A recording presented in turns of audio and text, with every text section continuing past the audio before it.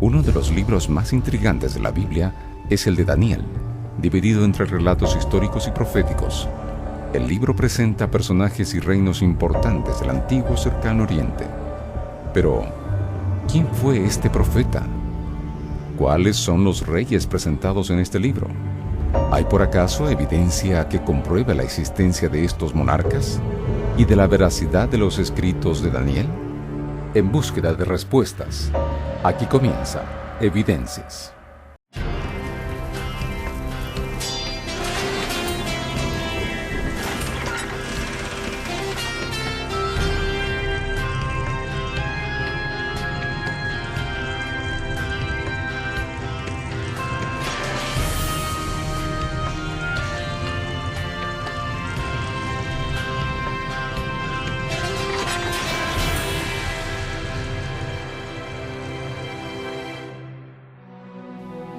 Las Sagradas Escrituras presentan a Daniel como un joven judío cautivo en tierras babilónicas. Pero ¿quién fue él y cómo llegó hasta Babilonia? Daniel fue uno de los príncipes de Judá que fue deportado, fue llevado cautivo hasta las cortes de Babilonia. Su nombre Daniel significa juicio de Dios o Dios juzga. En el libro que lleva su nombre, en el capítulo 1, verso 3, se lo identifica como formando parte del linaje real. O sea, una persona criada, digamos, en un ambiente especial desde el punto de vista material y económico, pero también con una buena formación espiritual. Nabucodonosor, él llega, ¿no es cierto?, a Jerusalén, cuando él viene regresando desde Egipto, ¿no es cierto?, hacia Babilonia.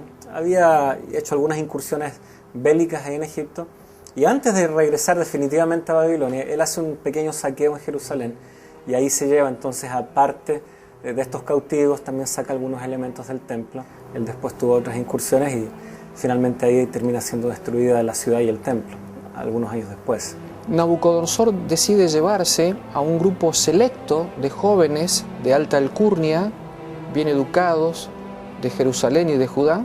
El rey se preocupó por elegir muchachos de buena apariencia, de buen entendimiento, que de alguna manera se venían a los propósitos de Nabucodonosor. De manera que Daniel no tenía para entonces más de 20 años, quizá, es llevado con otros jóvenes judíos a Babilonia. Al él llegar a las cortes de Babilonia, debió haber quedado impresionado la entrada de Istar con esos grandes leones, sin pensar que en algún momento dado de su vida se enfrentaría a algunos de ellos. Dragones, losas en las paredes, colosos alados, toros alados y arquitectura que se parecía a la de los asirios.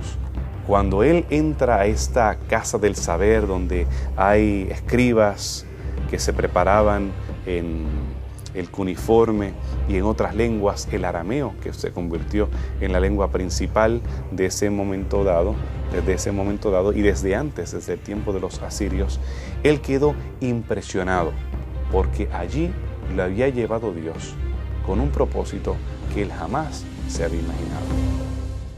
Con el pasar de los años, Daniel comienza a desarrollar un papel importante en la política del imperio babilónico.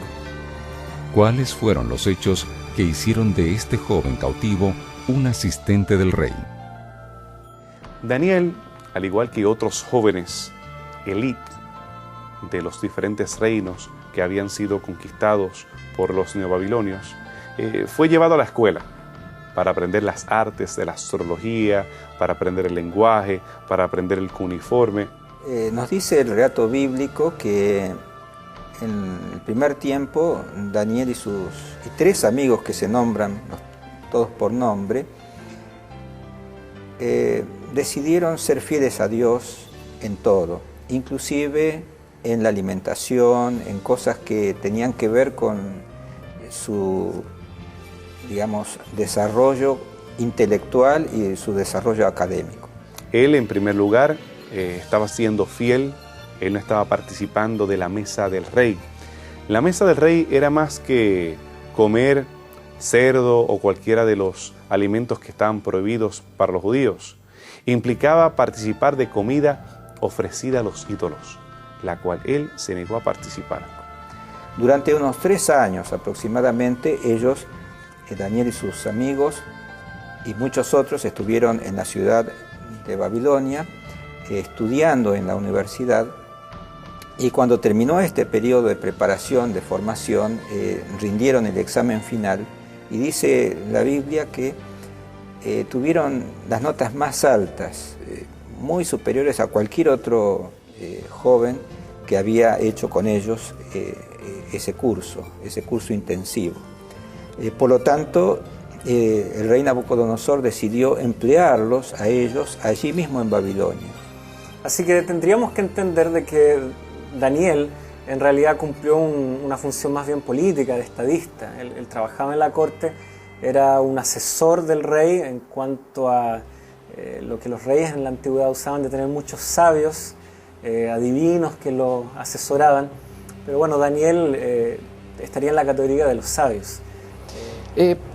Además de esto, que es un aspecto netamente político, hay un servicio que Daniel está prestando a Dios. Daniel se transforma en un misionero en Babilonia. Es interesante observar que en ese periodo hay 3 profetas que están actuando simultáneamente. Jeremías actúa allí en lo que quedaría después del sitio de Nabucodonosor en Judá.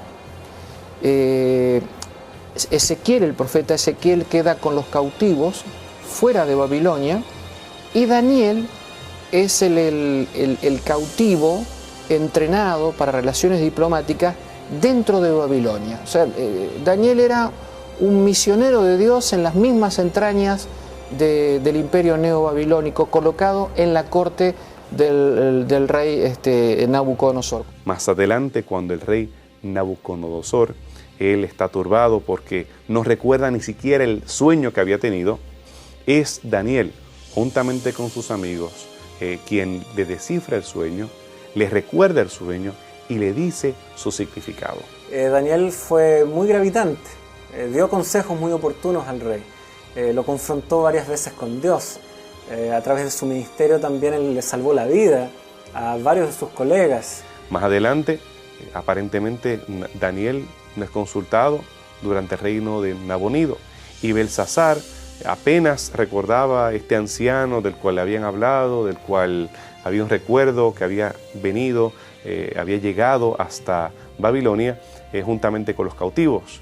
Y cuando se escribe en la pared, entonces es que se llama a Daniel nuevamente, y él entra a tener un papel estelar en la historia de Babilonia, ahora en el ocaso de aquel gran reino. El imperio neobabilónico se destaca en la historia por un gran poder y por la belleza de su capital. ¿Cómo era la ciudad de Babilonia y qué evidencias se encontraron en esta metrópoli? Babilonia fue una ciudad muy antigua. El registro bíblico indica que fue fundada por Nimrod, poco después del diluvio. La palabra Babilonia viene de una palabra acadia, Babilú, que significa puerta de Dios. Babilonia estaba situada en la zona conocida como Mesopotamia, o tierra entre ríos. Estaba entre el Tigris y el Éufrates, una ciudad que florecía y permitía que el río pasara a través de ella. Esta ciudad al principio era una ciudad grande, importante, pero con el tiempo fue creciendo. En el tiempo de Nabucodonosor llegó a tener una extensión de 16 kilómetros de perímetro. Era una de las ciudades más grandes de la antigüedad. Y además una de las ciudades más seguras, porque estaba atravesada por el río Éufrates, estaba amurallada, tenía una doble muralla, tenía un foso en medio de las murallas y prácticamente era imposible de tomar esa ciudad. Babilonia estaba situada en lo que hoy es la el actual Irak. De hecho, las ruinas se pueden todavía ver en los suburbios de Bagdad. Evidencias de su existencia hay muchas. Se hicieron diversas excavaciones arqueológicas, más o menos a partir del año 1899, y no se han detenido. Han habido pausas, sin embargo, pero se ha hallado uno de los portales grandes de Babilonia, que es la Puerta de Ishtar. También se encontró uno de los templos importantes del dios principal de Babilonia. Hasta el día de hoy también, si uno va, uno ve que hay montículos que se llaman tel, en donde se nota que debajo hay estructuras hechas por el hombre, porque son muy rectos, muy cuadraditos. Muchos dicen, bueno, aquí están los muros, aquí hay una posible fortaleza, acá hay un templo. Gran parte se ha excavado, pero todavía falta. Ya hay registros antiquísimos de la existencia de Babilonia como ya ciudad importante, registros acádicos anteriores al segundo milenio antes de Cristo. Están los anales de Sargón, que mencionan especialmente a Babilonia. La ciudad de Ebla, en una ciudad descubierta allí en la década del 70 del siglo pasado, en Siria, menciona a Babilonia en una relación intercomercial entre las dos ciudades. También se encuentra mencionada en los registros asirios. O sea, hay una amplia documentación,